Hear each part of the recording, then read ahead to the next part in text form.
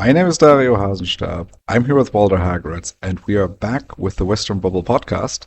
Today, we're talking about Mamdani, the newly elected mayor of New York City in the United States. But before we really talk about him and why we're talking about him, Walter, you're feeling a little bit under the weather, unfortunately, which is why this episode will be a little bit shorter. But I hope you're fine for the next 35 minutes. Yeah, just thank you, Dario. Just a cold. So my apologies for my voice. And if I say something really silly, please put it down to the virus, not to my intellect. All right, but Walter, why are we talking about Mamdani? Because you sent me that message yesterday, and at first I wasn't super sure whether we should record on him, but it's growing on me because I already see different stakeholders in the United States taking the wrong conclusions from this. And it is, of course, a very interesting symptom of where we are in the West, right? With the center being pulled apart by relative extremes. Now, I certainly don't think that the rise of Donald Trump is similar to the rise of someone like Mamdani or others, but it is very clear that you've got the extremes of the political spectrum essentially running away with it and the democratic establishment in the middle being left behind. And that's really interesting to analyze. On top of that, my marketing savvy mind also realizes that every time we talk about something that's in the news, like Mamdani or something, then somehow listeners really seem to enjoy that. I would also love to have more podcast episodes about niche topics, but the numbers show that people are more attracted to those big items, right? Absolutely, and I think it does make sense to spend a few minutes on why this is such an upset and why this is in the news. Um, because I mean, ultimately, this is just a mayor of a city of 8 million people. I mean, that's a big city, don't get me wrong. But Claudia Sheinbaum, right, the current president of Mexico, before that was a mayor of Mexico City, and that's a city of 20 million people. So theoretically, a lot more relevant. However, if we look, I mean, New York City is also just very symbolic for the United States, but also for the West in general. And I think we could add that, right, he is, I mean, as you can kind of tell by the name, he isn't your typical white person who would usually become the mayor of New York City. But he is, well, so he's a US American, but he was born in Rwanda. No, he was born in Uganda. Sorry, he was born in Uganda to Indian parents, and then moved to South Africa, and then moved to the United States only at the age of 7. So that I think is kind of what is part of why people kind of care about him. And then the other thing is, of course, his policies, which for a US audience are radically left almost, and maybe for a European audience are right down center left. Yeah, exactly. I mean, there's a big difference when we talk about the radical or the extreme in European terms or in American terms. And even though someone like Donald Trump would be the extreme in both places because of the radical departure of basic foundations of liberal democracy, right? Trump is basically changing the identity of the governance system within the United States. That would be very radical here in Europe as well. And you've got a number of populist politicians who are trying to repeat what Trump is doing in the United States. But someone like Mamdani is not actually undermining the liberal foundations. He is making it slightly more social democratic. And for the United States, that's an extreme thing. Bernie Sanders was relatively extreme. Mamdani is relatively extreme. But your average European looks at that and says, yeah, that sounds about right. Left of center, not really much particularly to worry about, right? Because he's not actually promoting any revolutionary agenda in terms of overthrowing the way that the United States is supposed to work. Based on the first aspect that I covered, right, of where he's from, he's a Muslim. He has a differently sounding name to kind of what's the norm, at least in the United States. The fact that we're talking about this in 2025 is interesting to me because I don't think we would have talked about this in 2021 necessarily, right? Where it's almost like identity politics, which I mean, originally came from the left is now a thing for the right, because the right in the United States made it a big topic of who he is, right? That he is, I mean, that we've seen a lot of racism, a lot of Islamophobia throughout that campaign. And it's of course sad to see, and it's very interesting, I think, and very telling of our times, of how far um, kind of Trump and the Republicans and just in general zeitgeist in the mood of a country has shifted to the right, right? That type of stuff is acceptable now. That it is completely, I mean, because we had that with Obama in 2008, where people were like, "Oh, Barack Hussein Obama, he must be a Muslim," right? And then very quickly, right? There's that famous video of John McCain, who was running against Obama at the time, kind of saying, "No, he's a decent U.S. citizen. Please stop that." And then I think I felt like, particularly after Obama, we were kind of past that, right? Yes, it was still celebrated that, oh, maybe there's like a Latino representative is here now in government, and then maybe a black representative is here in government, and these are historic things, right? And Nancy Pelosi became the first female Speaker of the House, but it seems like we have kind of gone back on all of that to it being okay to call basically a politician on the opposition a radical Islamist. This shows exactly the fragility of well-functioning liberal democracy, right? Liberal democracy is not a sturdy tree, as George W. Bush called it. It's not something that will remain in place. Look, the good things about liberal democracy is that it is supposed to be self-improving. It learns from its mistakes. The United States, through a civil war, through centuries of institutional racism, had the civil rights movement and then improved itself and got better. Not perfected. The United States was never has gotten rid of racism, has never gotten rid of sexism, but there is no doubt that there was more institutional racism in 1900s than in the year 2000. That is completely objectively obvious. That is why people should actually appreciate liberal democracy. But liberal democracy can very easily be destroyed, and that's what you're seeing in the United States now. It requires people to have this foundational sense of decency that goes beyond politics. This foundational sense of, we are all in this together, let's become better human beings and let's make society better. And that is completely out of the window. People are angry, people are upset. You don't vote for Donald Trump because you actually are inspired by his kindness or his vision for the future. You vote for Trump because you actually believe that you are the victim of an evil establishment. And therefore, you're no longer interested in being decent. You're no longer interested in being better. You're no longer interested in trying to become less racist, less sexist. And that is what we're seeing now. So this movement that is very apparent over the past 20 years is very directly related to the collapse of the foundations of that liberal democracy. In the past I've equated it to a crash helmet, right?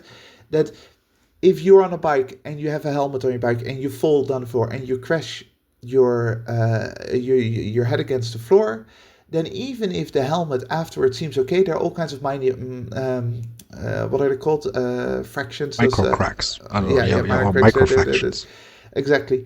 That you can't see, microfractions, and you can't see them. So you should replace your helmet. Now, we should have, in the first decade of the 21st century, witnessed those microfractions. We should have seen something is not quite right here, and we should have thrown out the helmet and said, let's start again. Let's make sure that we keep liberal democracy protected. Let's reinforce the institutions after the damage of the war on terror. But we never did that. The United States didn't do that. Europe didn't really do that either. And those microfractions now have completely basically taken away the protection of liberal democracy. And that's what you're seeing now in the coverage of Mamdani.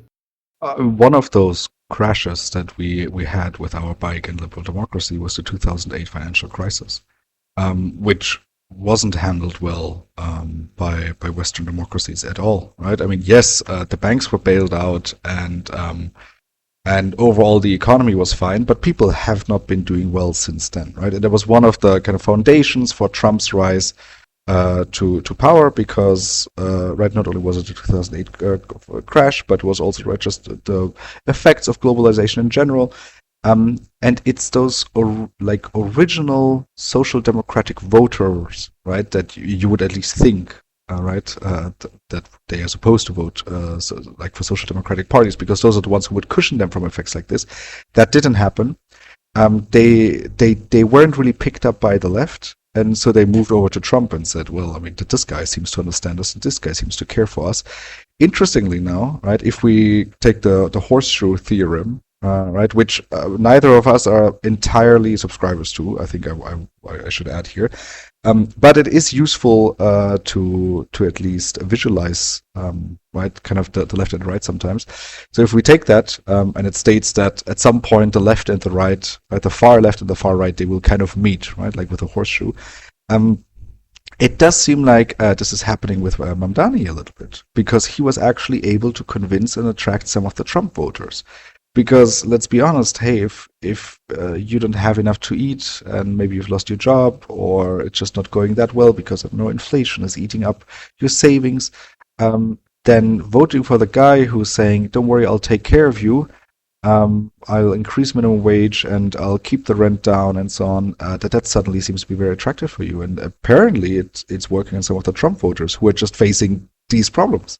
Yes, I think that the horseshoe theorem works much better for the large masses, the voters, than for the actual identity of the extremes, right? There's no way, by the way, Mamdani is not a communist before we get into that, but if you take a communist philosophers and you take like fascist philosophers, if they really exist, because fascism and philosophy don't really go very well together. But you take those, they will not meet in the middle again. They will never meet. They are so far apart. And then you've got some idiot on Fox News pointing out that fascism, Nazi, National Socialism, oh, it has socialism in the name. No, it's communist and fascist are philosophically completely different in their approach and in their way of viewing the world. However, the masses are attracted to a similar message, to a similar thing, namely the middle, the establishment is not working for you, and we have a radical solution to solve your problems because the middle is not going to do it.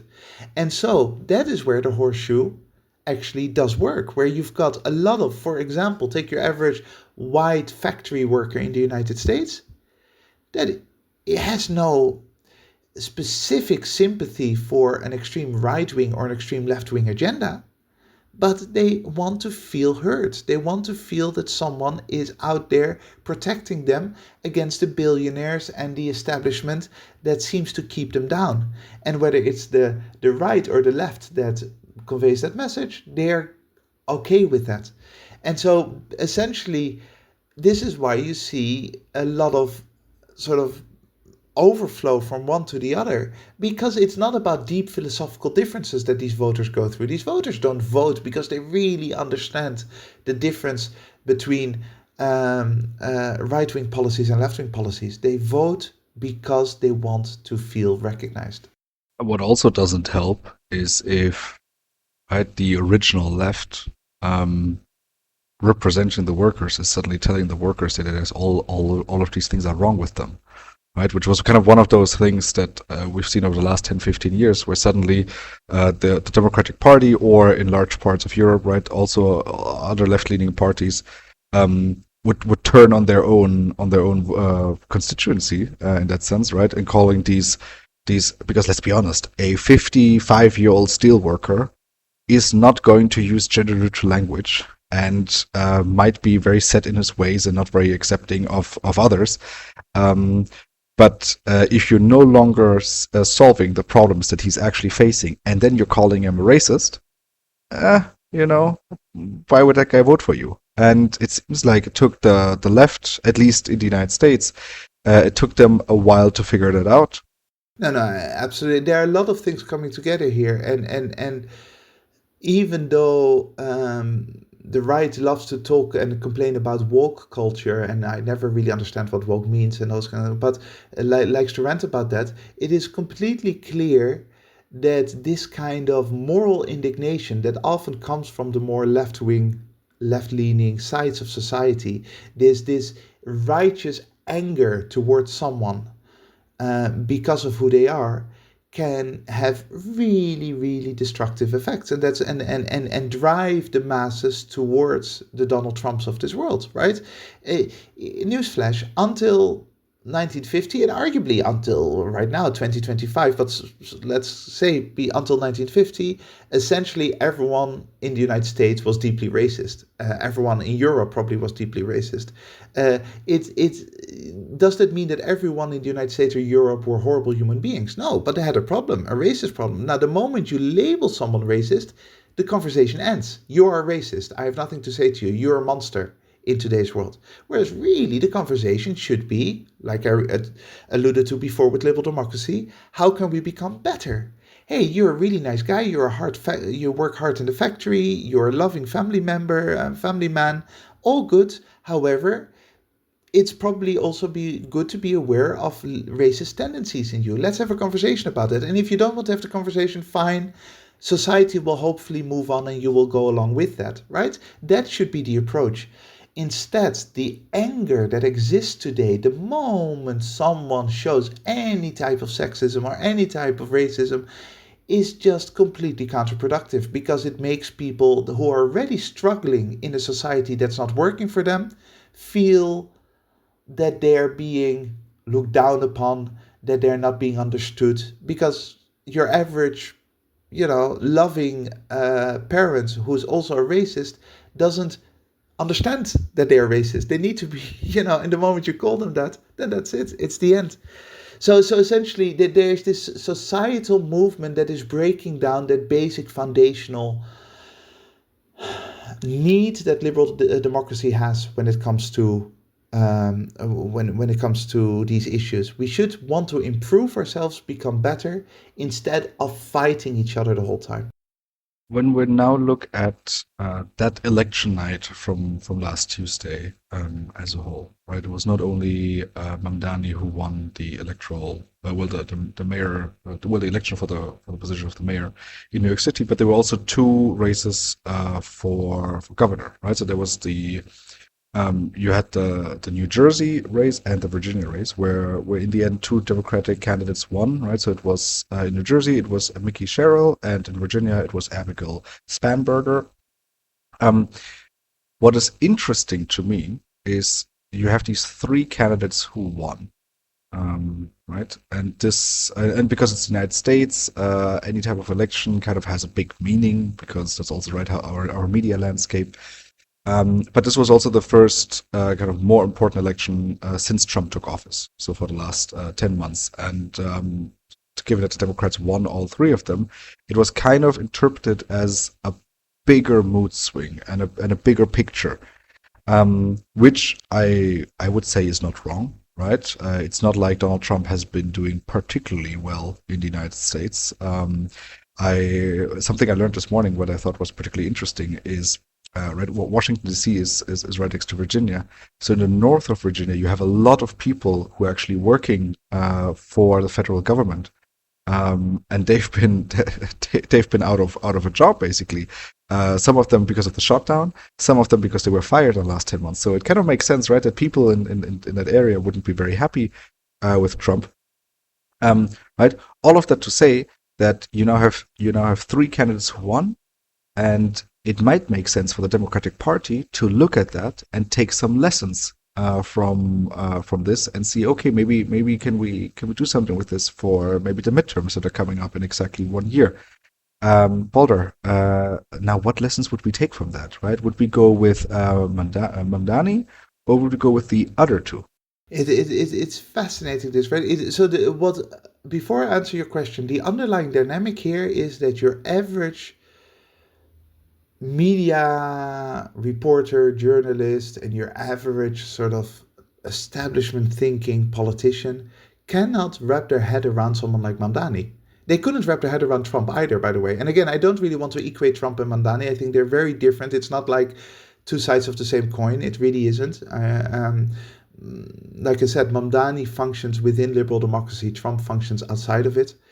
But they can't relate to the reality of voters who go after Mamdani. And so automatically they look at two successful women who become governor and say, "Hey, this is the way to go."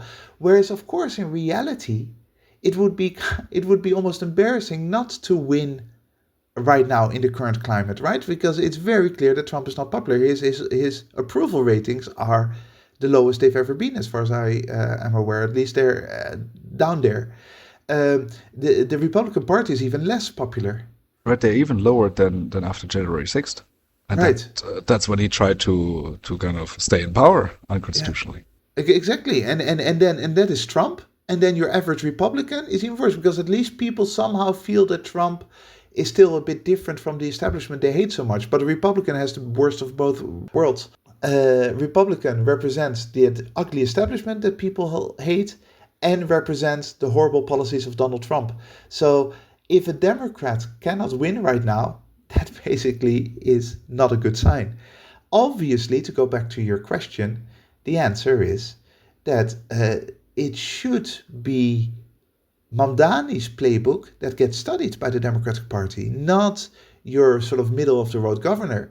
But basically, why is Mamdani driving so many young people to be so enthusiastic? Why is there so many small donations going to his campaign? Why do people talk about him all the time? Exactly what you want if you need to counter that kind of extreme right rhetoric coming from the Trump side. And yet Democrats can't, they their brain can't cope with that thinking. They can't cope with the idea that someone like Mamdani might actually have something useful for society because instinctively he is seen as a communist, he is seen as a revolutionary, radical, extremist, dangerous, etc. Whereas of course in reality he's just someone who tries to provide answers that the Democrats are not providing. And so it's not only us saying that, and I want to preface what I'm saying with that the Reuters, right, the news outlet is obviously not democratic, right, part of the Democratic Party, but it is very interesting because I'm now going to quote from an article that is from Reuters and was titled "Takeaways from U.S. Election Night 2025." Right, was written by James Oliphant, and there it said exactly that.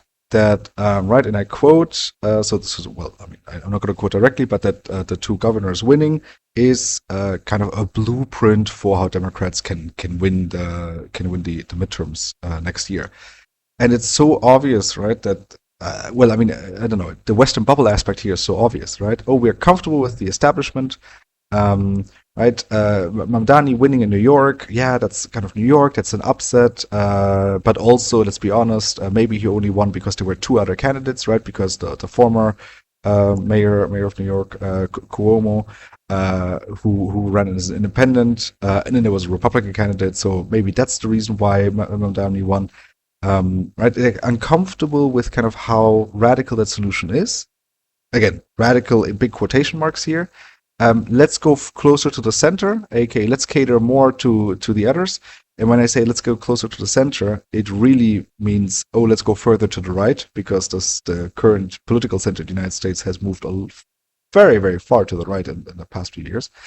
Um, but that is not the answer, right? That is something that we have seen in 2016 already, when you had Hillary Clinton run against Donald Trump instead of Bernie Sanders, because Boulder, you still have a personal bone to pick with the Democratic Party about 2016 and Bernie Sanders.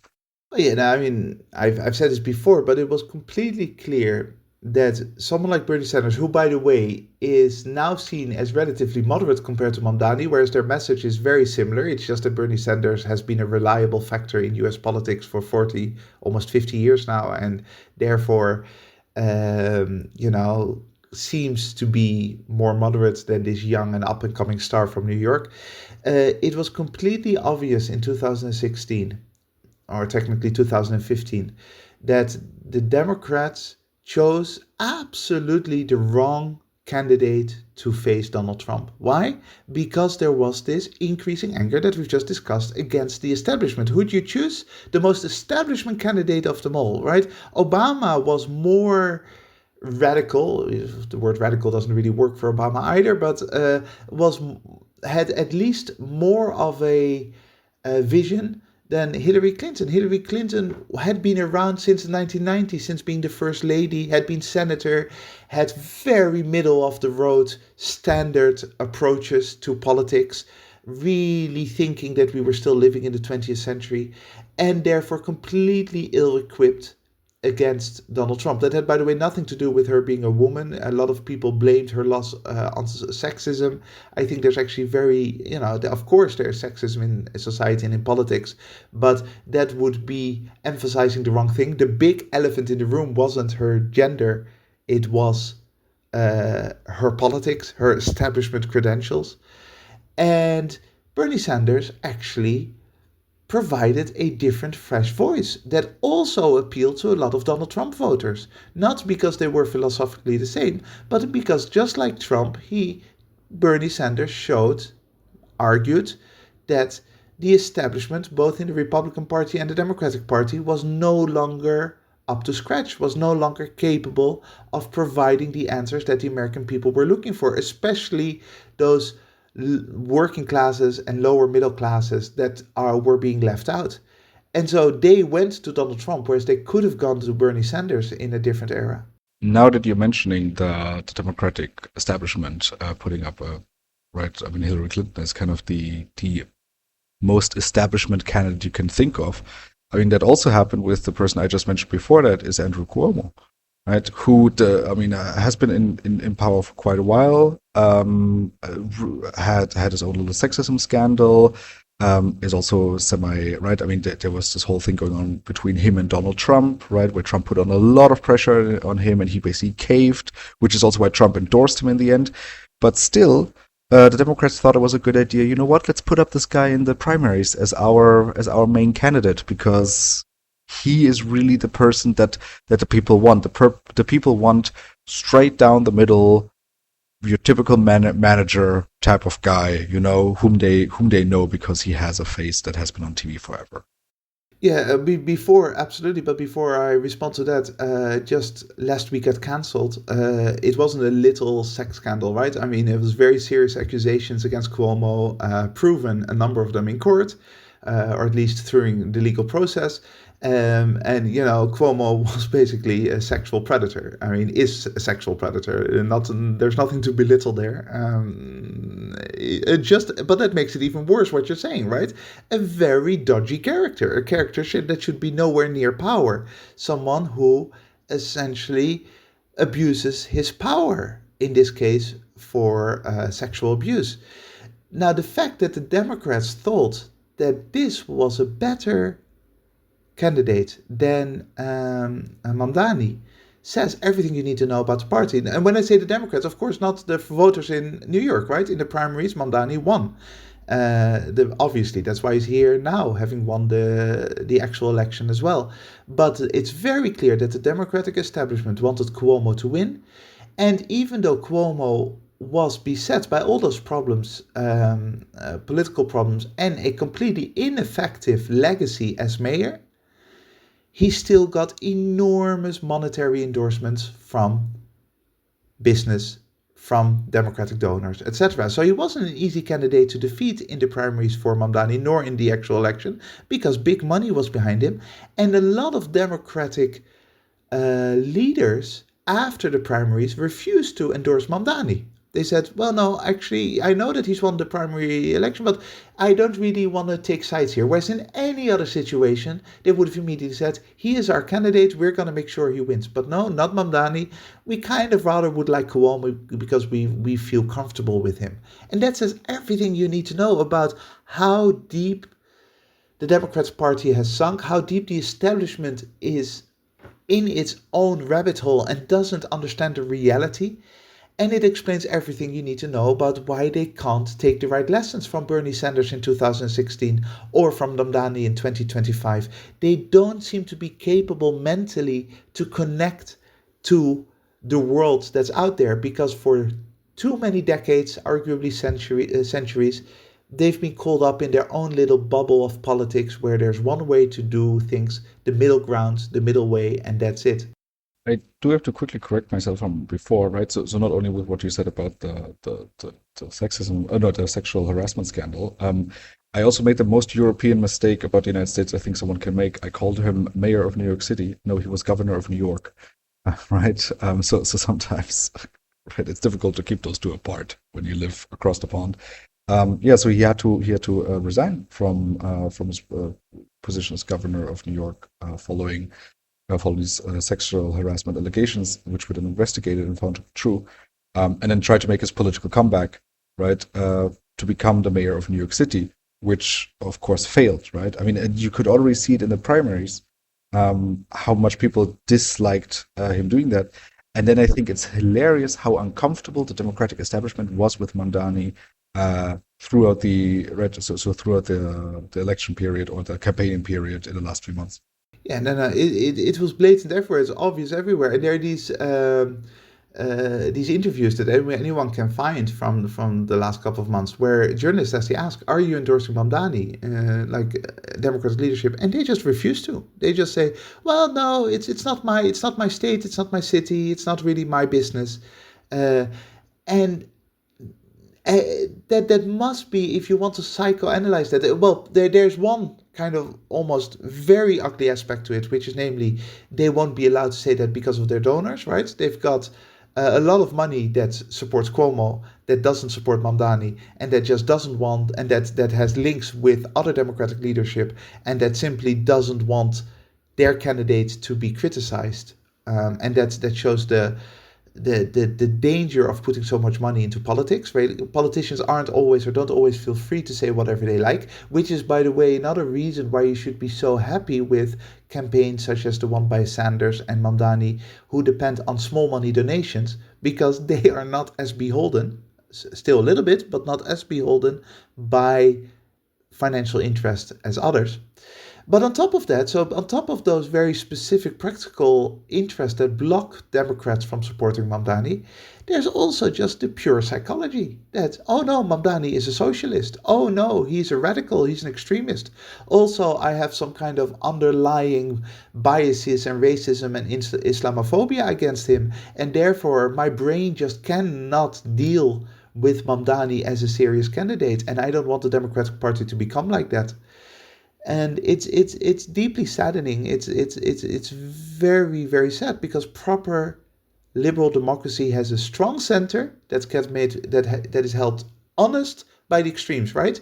Any liberal democratic framework has, on the right and on the left, radicals who keep the system honest, who say, hey, keep on paying attention to the powers of the state, or on the other side, keep on paying attention to poverty, to the environment. There are things that you should not ignore, and we will be shouting towards the center so that you keep on doing your job.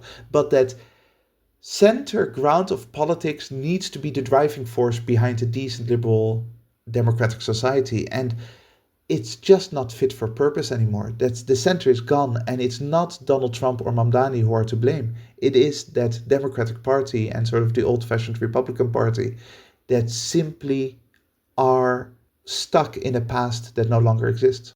This seems like a great moment to end today's conversation. If you have any questions, comments, or you heard a mistake that we've made throughout the episode, please make sure to send us an email to thewesternbubble@gmail.com. We will try to incorporate them in our following episodes. Thank you very much to the listeners for joining us today. Make sure to join us again next week when we burst the Western Bubble. That's it from my side. Boulder, which closing quote did you pick for us today? This is actually a quote, I would think appropriately, from Mamdani's father, Mahmoud Mamdani, who has, of course, been a lecturer and a well known author, specifically on Western imperialism and post colonialism. And here he has a nice summary of another person I've quoted very often, Edward Said, who, of course, wrote Orientalism and was an important thinker way before it was easy to criticize the West in that way.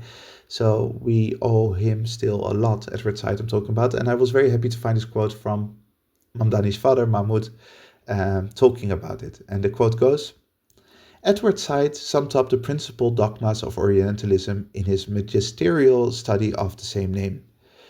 The first dogma is that the same Orientalist histories that portray the West as rational, developed, humane, and superior caricature the Orient as aberrant, undeveloped, and inferior. Another dogma is that the Orient lives according to a set of rules inscribed in sacred texts, not in response to the changing demands of life. The third dogma describes that the Orient is eternal, uniform, and incapable of defining itself. Therefore, it is assumed that a highly generalized and systematic vocabulary for describing the Orient from a Western standpoint is inevitable and scientifically objective. And the final dogma is that the Orient is at the bottom, something either to be feared, the Yellow Peril, the Mongol hordes, the Brown Dominions, or to be controlled by pacification, research and development, outright occupation whenever possible.